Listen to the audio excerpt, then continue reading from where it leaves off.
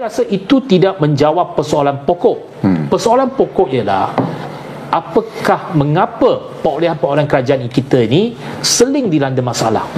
Dan ini bukannya satu-satu projek. Antara banyak projek yang selalu menghadapi masalah urus tabir, masalah sama ada penyelewengan ataupun rasuah berlaku apabila kita order barang tak siap, barang tak sampai. Ini dah banyak kali berlaku. Dan sekarang ini satu projek yang begitu besar yang mencecah projek bernilai 9 bilion ringgit, 6 buah kapal tempur yang tak siap-siap. Walaupun sepatutnya telah pun diberikan kepada kegunaan tentera laut kita. Ya. Jadi bercakap tentang isu ni, Saudara Anthony pun dah katakan bahawa ianya dibongkarkan oleh PAC. Pada awalnya mantan Perdana Menteri Datuk Seri Najib dia cuba nak menggambarkan PAC ini dikawal oleh parti kita lah, DAP. Jadi Saudara Anthony, mungkin Saudara Anthony boleh ambilkan peluang ni. Macam mana dia boleh kata DAP ni kawal PAC? Satu lagi lah, dia kantoi lah. Inilah dia ingat dia boleh pakai balik tema ataupun cara mereka, pendekatan mereka, semua salah DAP. Apa saja salah DAP, kalau DAP yang terlibat, ini mesti tak betul punya. Dia ingat dia boleh cover macam tu lah. Tapi rakyat Malaysia ni semakin bijak, semakin tahu menilai. Dan apabila pengurusi PAC Ahli Parlimen Ipoh Timur Wong Kah-Wor jawab balik hujah dia, jawab balik post dia, memang saya rasa dia patah dia punya hujah, patahkan hujah dia. Yang pertamanya, PAC merupakan satu institusi, walaupun pengurusinya datang daripada DAP, tetapi dia ada satu jawatan kuasa yang ada satu jawatan kuasa yang mungkin kalau tak silap saya 12 ahli kan, yang datang daripada pelbagai parti. Malah parti UMNO pun ada wakil 3 orang dalam PAC tu. Okay. Ada wakil daripada Bersatu, dia secara tradisinya PAC ni ialah ada satu jawatan kuasa bipartisan, iaitu satu jawatan kuasa yang ada wakil kerajaan, ada wakil pembangkang. Dan biasanya pembangkang lebih kurang daripada wakil kerajaan. Mengapa hari ini DAP ataupun blok pembangkang menjadi pengurusi PAC? Ini ada sebabnya. Sebabnya ialah selepas tahun 2018 apabila kerajaan Pakatan Harapan ditubuhkan, komitmen kita ialah supaya ada semak dan imbang kepada kerajaan. Dan apabila kita membentuk kerajaan, kita melantik ahli parlimen daripada Barisan Nasional menjadi pengurusi PAC.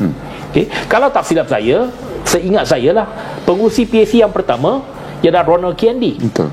Sebab masa tu dia masih dalam BN. Betul. Tapi apabila dia masuk ke Bersatu, dia jadi blok kerajaan, jadi backbenchers, kita tukar. Dia kena letak jawatan. Dan naik pula Noraini. Kalau tak silap saya, Noraini Ahmad menjadi pengurusi PAC. Wakil UMNO. Wakil UMNO, ketua wanita UMNO yang duduk sebagai pengurusi PAC. Jadi kita memulakan satu tradisi yang lebih baik, lebih progresif, lebih semak dan imbang, supaya meletakkan wakil rakyat pembangkang mempengurusikan PAC untuk menyemak kerajaan. Itu dimulakan semasa pentadbiran Pakatan Harapan. Kalau dulu tidak. Kalau dulu masa zaman Najib, yang jadi pengurusi PAC semua geng dia. Kalau masih ingat yang memeriksa, yang menyemak isu 1MDB, siapa pengurusi PAC pada ketika itu? Ahli Parlimen Rompin. Ahli Parlimen Rompin inilah daripada Negeri Pahang. Betul. Geng Najib lah. Yang pengurusi PAC pada ketika itu, dia punya paling terkenal ialah dia paling famous ialah dia cuba edit laporan PAC.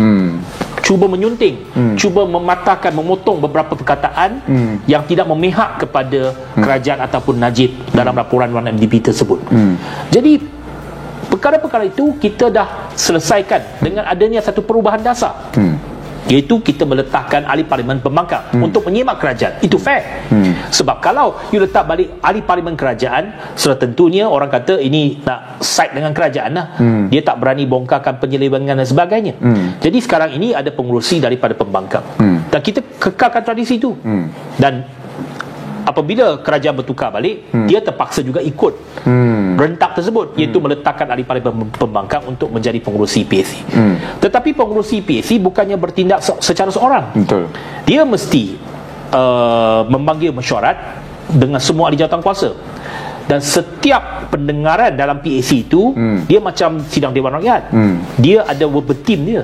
Apabila dipanggil, katakan panggil Panglima Tentera Laut, panggil KSU, panggil pegawai-pegawai tinggi kerajaan, apabila mereka datang memberikan keterangan, walaupun dia tak terbuka, dia tidak direkodkan di luar, tetapi dalam mesyuarat itu setiap perkataan direkodkan verbatim.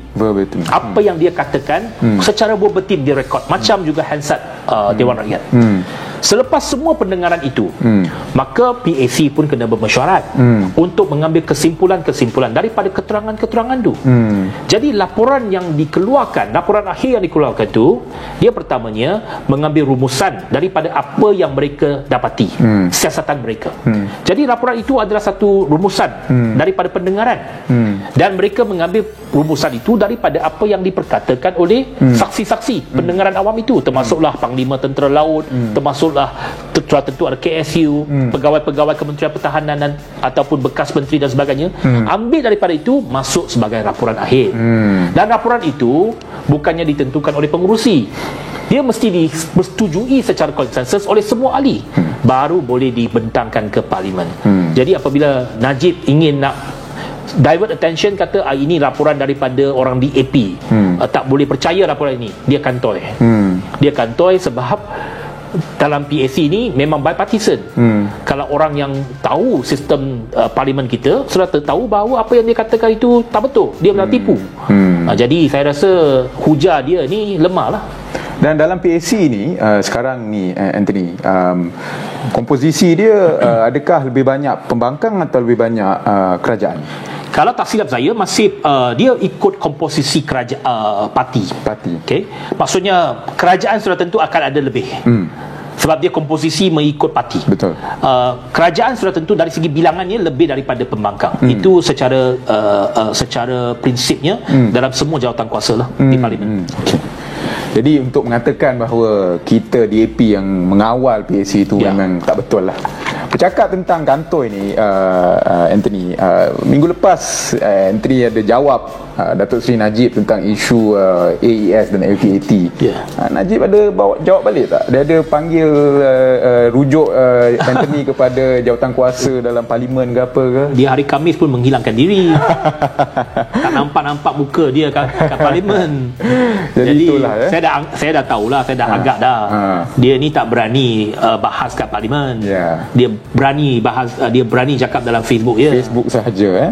Jadi okey, seterusnya masih dengan LCS ni, ada pula orang mengatakan bahawa kita semasa jadi kerajaan 22 bulan Pakatan Harapan, walaupun LCS ni menjadi isu juga pada masa tu, kita tak buat apa-apa.